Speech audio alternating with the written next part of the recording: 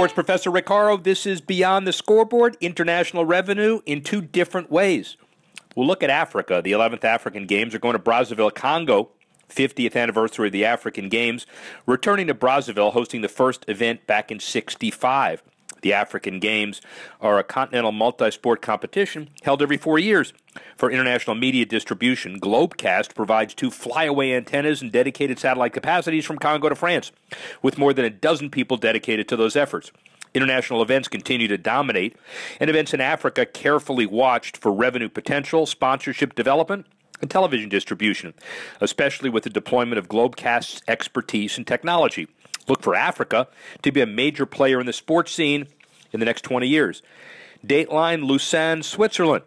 City of Toronto decided that it would not enter the race for the 2024 Olympics.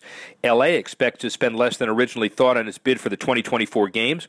The city reconsidering a preliminary budget, calling for raising $75 million in donations and $65 million for the 2-year competition for housing rights and hosting rights. Hamburg formally submitted its bid for the 2024 Olympics, a referendum now on November 29. Paris, Rome, and Budapest are also in it. The bottom line is international revenues, Africa, all over Europe, North America, a major part of the global business of sports. I'm the sports professor Rick Horrow, and that's Beyond the Scoreboard.